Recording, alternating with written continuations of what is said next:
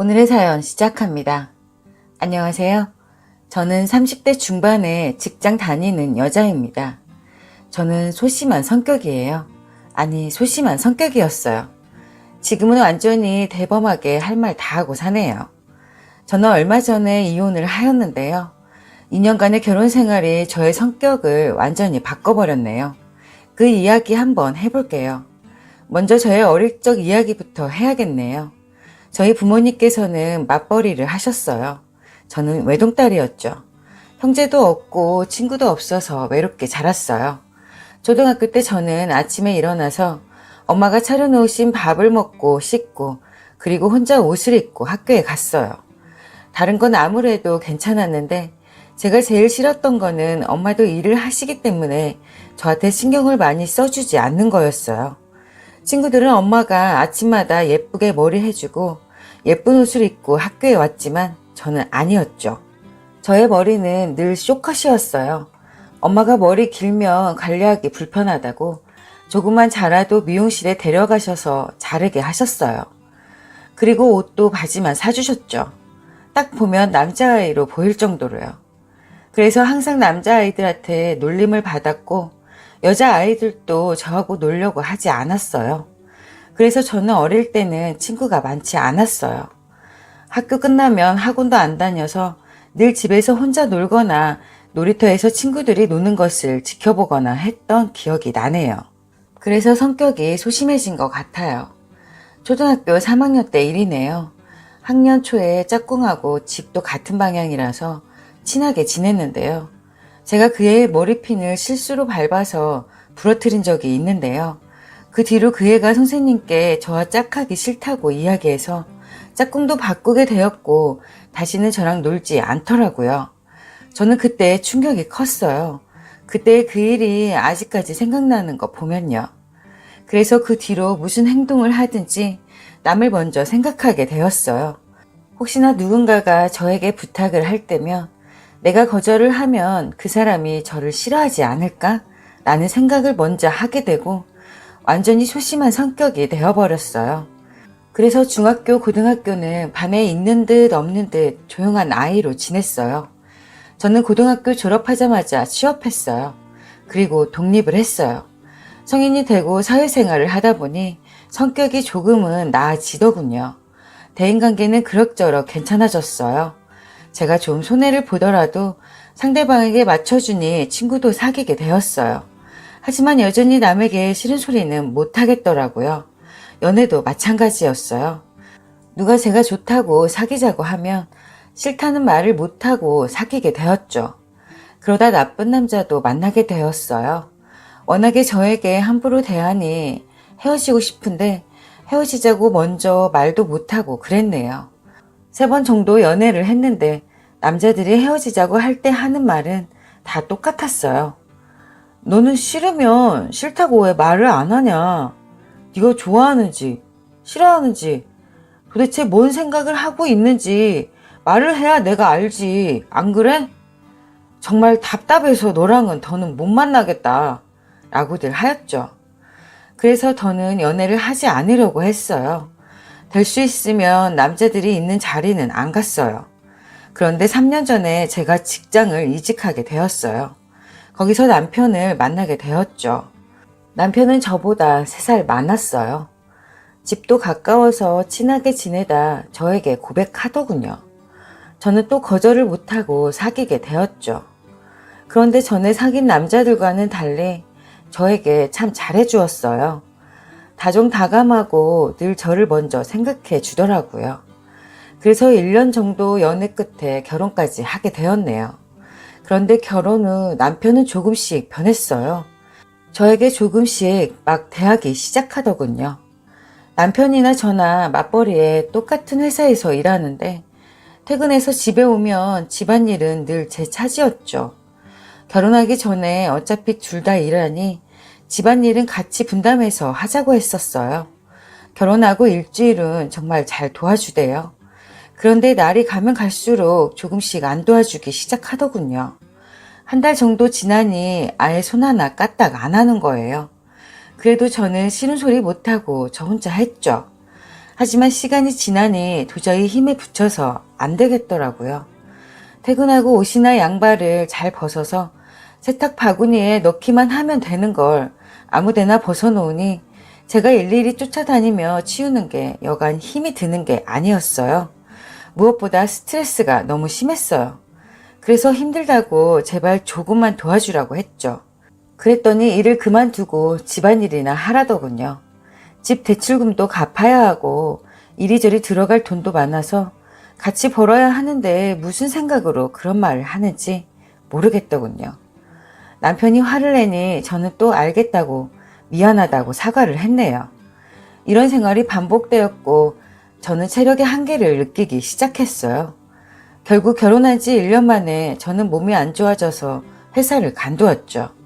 얼마 지나지 않아 시아버지께서 돌아가시게 되었어요. 시어머니 혼자 되시자 형제 중에 누군가가 모셔야 한다는 이야기가 나왔어요. 그런데 남편은 시어머니를 저희 집으로 모셔서 같이 살기로 한 거예요. 한마디 상의 없이 혼자 결정해버린 거였어요. 남편이 장남도 아니었는데 시어머니가 형님을 불편하게 생각하신다는 게 이유였죠. 시아버지 장례식이 끝나고 일주일도 안 되어서 시어머니가 집으로 들어오셨어요. 저는 어쩔 수 없이 다시 취업을 할 수밖에 없었어요. 형편상 오래 쉴 수는 없었지만 몇 달이라도 쉬었다가 일을 다시 하려고 했지만 어쩔 수 없었죠. 시어머니와 하루 종일 집에 있는 것보다는 그게 더 나을 거라고 생각했죠. 제가 일을 하니 시어머니가 집안일을 맡아서 해주실 줄 알았어요. 다는 아니더라도 최소한의 도움은 주실 줄 알았어요. 시어머니는 연세가 60대 중반이셨고 건강하셨거든요. 그런데 아니었어요. 시어머니는 집안일을 하나도 안 도와주시고 친구들 만나고 놀러 다니셨어요. 자연히 제 일만 더 늘어난 거였어요. 도저히 안 되겠어서 남편에게 이야기하면 그럼 어머니 내쫓으라는 이야기냐고 타박했죠. 저를 천하의 부르막심한 며느리로 만들어 버리더군요. 그걸 들으신 시어머니도 꾸짖기만 하셨죠.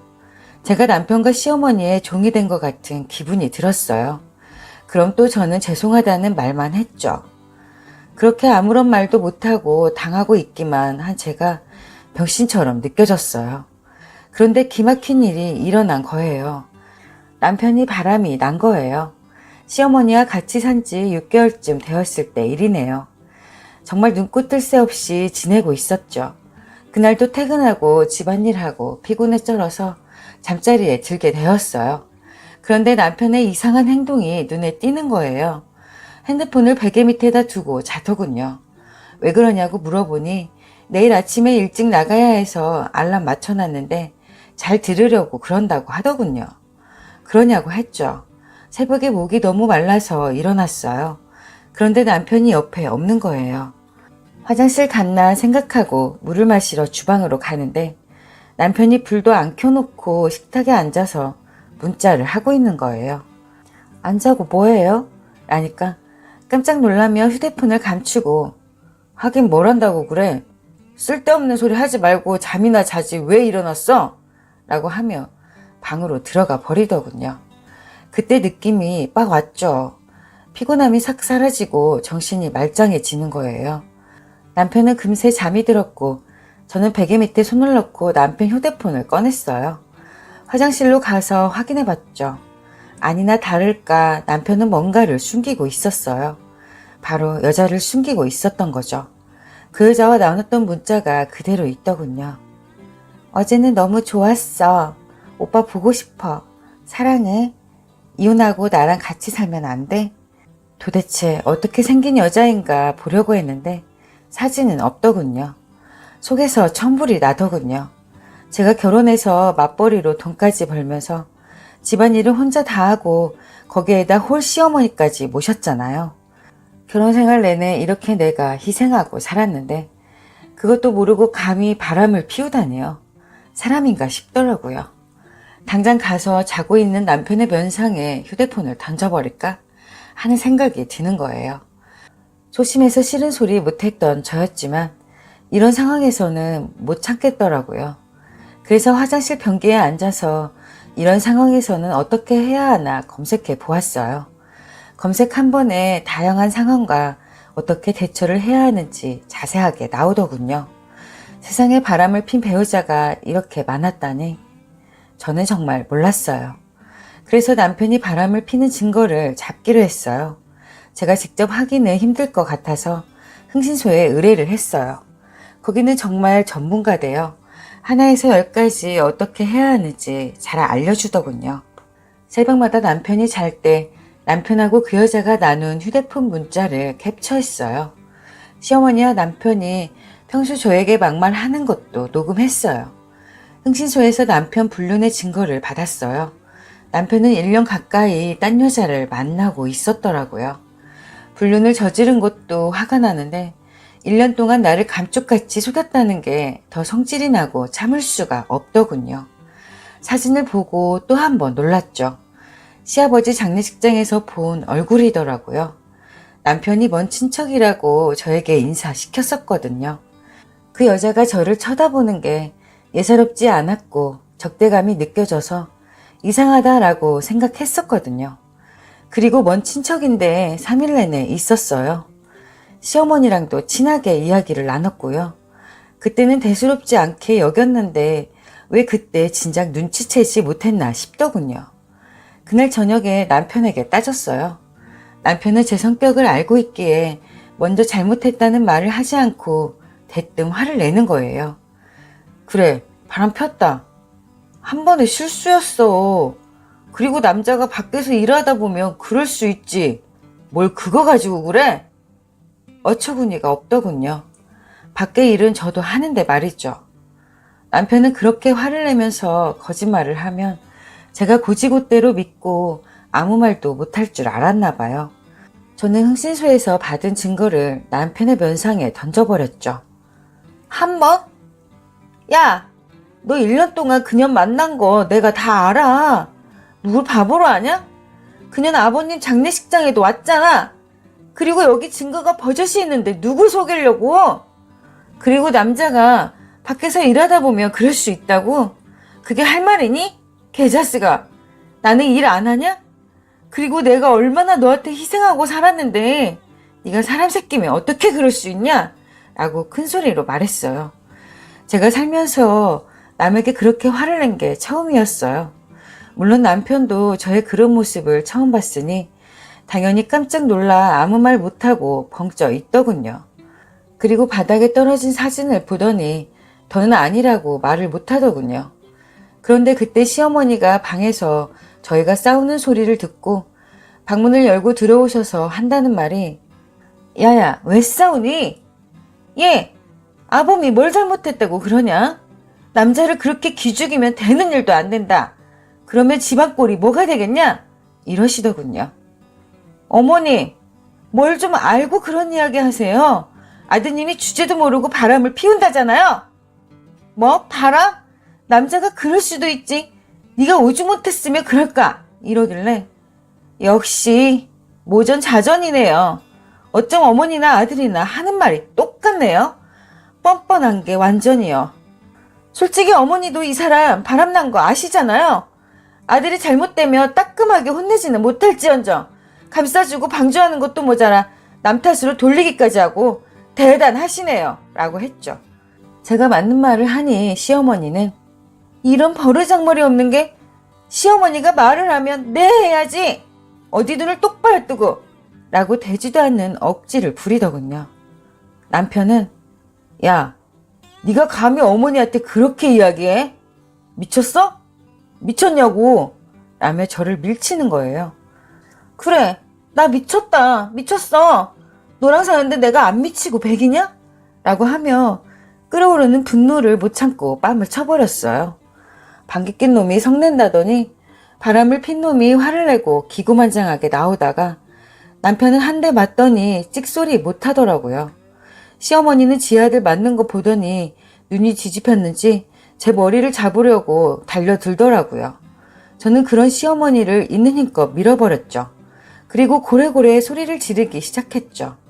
30년간 살면서 남한테 싫은 소리 한 번 못하고 산 것을 다 쏟아내기라도 하듯이 다 퍼부었어요.